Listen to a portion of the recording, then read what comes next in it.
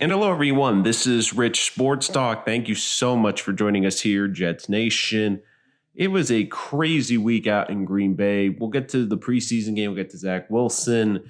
And the biggest storyline out of Green Bay was all the injuries for the Jets. And most Jet fans were like me, were either saying, we can never go do joint practices in Green Bay again, or when we just saw the number of Jets going down practice, you're just like, oh my God, please stop getting hurt. And then the game, you're just like, okay, when Davis got pulled off in the cart, you're like, please don't let this be a year-ending injury.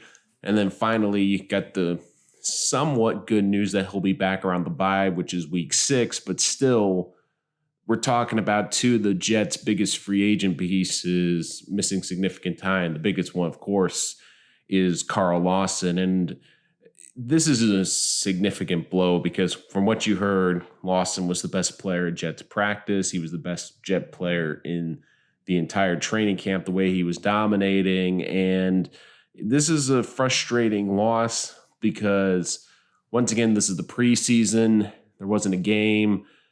I've always been a proponent of, I hate the preseason games.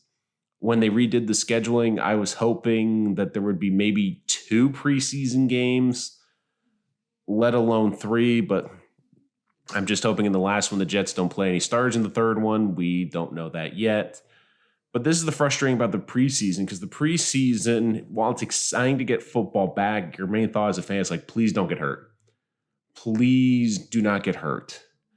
And losing Carl Lawson, it's going to be a huge blow. And the lucky thing for the Jets is they have great depth on the defensive line. Robert Saleh is a great defensive coach. But really, for this team to have any shot to shock people and really make an impact, I think Lawson needed to be healthy this year. I mean, and I'm realistic. I think the Jets are going to be a 7, at the very, very best 8-win team. But I'm realistic. I think they're going to be a 7-win football team. So the good news is Lawson will be back next season. I think he'll be extra motivated to come back and play and really make an impact. So I do think that will help. And the other good news is the Jets apparently are taking this line down. According to Adam Schefter, the Jets are exploring a trade.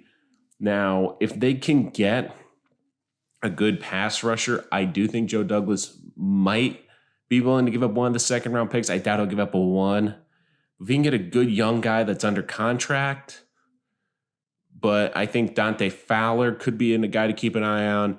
Chandler Jones, I think, is a long shot. I think the Cardinals are going to want a lot for Chandler Jones. And even schematically, I don't see him fitting. He's not really a 4-3 end, which you're looking for. He's more of that stand-up outside rush linebacker. So even if he was available, he doesn't really fit the scheme. But if you have to give up a draft pick, I mean, you can never have too many great pass rushers, especially in this defense. But, man, it was tough watching this past week just with all the injuries. The good news is Davis should be back around week 6, but still, we're talking about 2 key starters on this defense that you were hoping to be here, won't be here. I mean, to me, the silver lining is this year is all about Zach Wilson's development. So if it was a key piece of the offense, I'd be more worried. And I do think one interesting facet that could come up could be this, which is, could we see the Jets making a trade for a pass rusher with the Eagles with Joe Douglas's tie-ins there? Could we see them making a deal with the 49ers because they have so many pass rushers on that team and Robert Saleh's connection there? But also, I didn't think this team would be interested in trading Denzel Mims, but if they love the depth that they have, and they could trade Denzel Mims for a pass rusher or include him in a package, that might be something the Jets have to consider.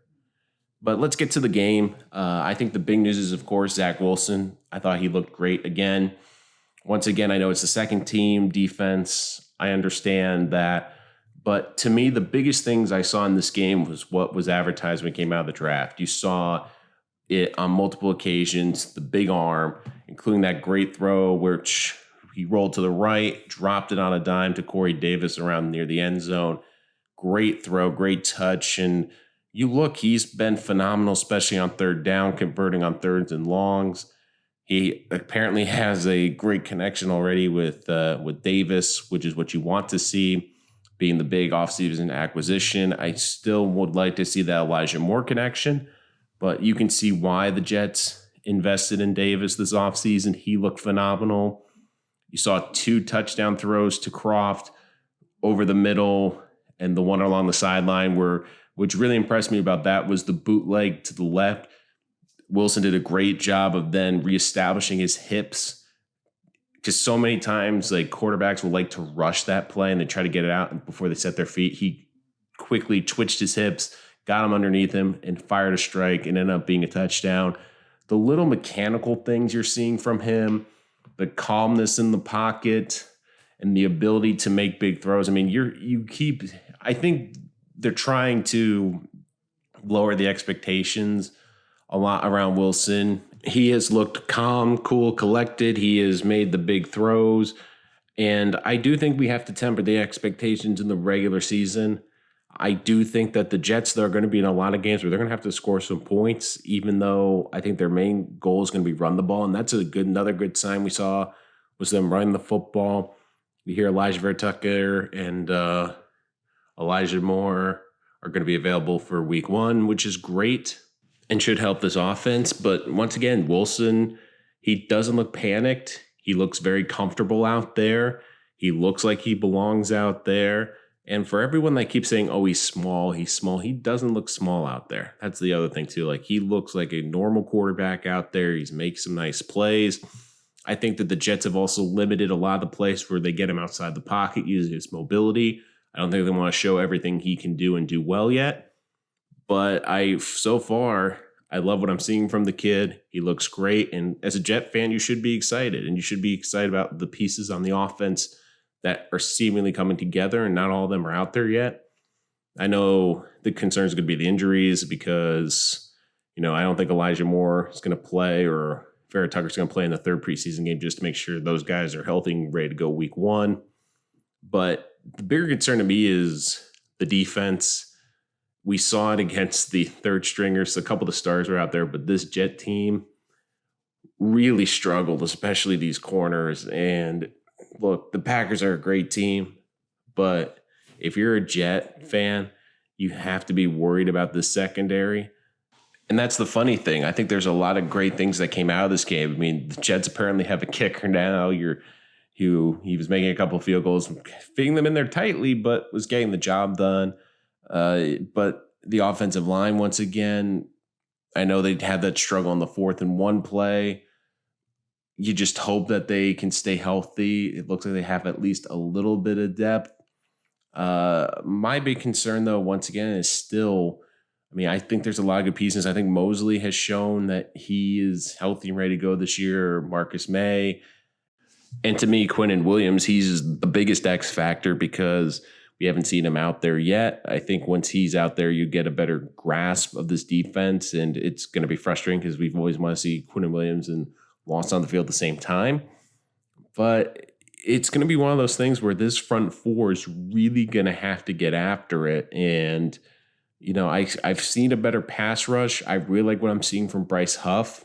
He's really come on. I know he struggled a couple times in this game, but this team, they're going to have someone step up. This is a great opportunity for Huff to really make a name for himself. He had that great first game against the Giants in the preseason, struggled against Green Bay in this one. But once again, Green Bay always has a good offensive line, always has good offensive line depth. So it's going to be a big test for them. And it will be interesting because I'm interested to see how Sal is going to play this 3rd preseason game. If they're going to use it as another dress rehearsal for a series or 2 for the starting offense and defense, or if they're going to use this as an opportunity as like the traditional 4th preseason game where it's just basically playing the backups and maybe 3 or 4 guys that are on the roster bubble. It's their last chance to make an impression and them trying to figure out who they want to get on the practice squad. But overall, you have to be happy with Green Bay because to me, the biggest thing about this Jets season is, and I'm being realistic, is they're not going to the playoffs this year. It's about Zach Wilson's development and this offensive growth. And we're continuing to see that. We're seeing that he looks comfortable. And look, the defense, especially now with these injuries, it's going to be a work in progress this year. This year is really about finding who's going to fit this build going forward. It's going to be to find out which guys in this draft can make an impact. And really, I think next offseason is going to be, okay, we find the missing pieces. But right now, I think the offense, you're excited. You're seeing an offense that actually has some rhythm, that actually looks like they know what they're doing. And I know it's a preseason, but the Jets won 2 preseason games. I mean, this team won 2 games off last season. And at a time when they didn't want the team to win the game, most Jet fans. But overall, I love what Salah's doing. This team looks prepared. This team has a good fight, and they have an identity. They want to run the football. You know what they want to do offensively. You see what they're doing in the passing game. You know that they want to establish the pass rush with the 4-3 defense. They want to get after the quarterback. And I think right now for him, especially now losing Lawson, it's going to really be focused the next couple of weeks before the opener. It's just finding which ways he can tweak this pass rush and really finding out where guys can play along that line and he can get the best out of them on that line. But I also would not be shocked, according to the reports from Matt Schefter, that they will not make a deal to get another pass rusher in here, because you can never have too many pass rushers. Even when Lawson comes back, you can never have too many pass rushers, especially in this type of defense. So don't be shocked to see the Jets make a move. So these next few weeks are going to be busy for Robert Saleh. They're going to be busy for Joe Douglas, and they're going to be busy for us. So make sure you hit that subscribe button here on Rich Sports Talk so you don't miss any of our latest content and stories about the New York Jets as we head toward the 2021 season. I know you guys are excited. There will be so much more to talk about before the start of the season. So if you want more Jets content, make sure to hit that subscribe button. And of course, comment below on what you would like me to talk about in future episodes. But until next time, I'm Nolan Rich, and this is Rich Sports Talk. Thank you so much for joining us.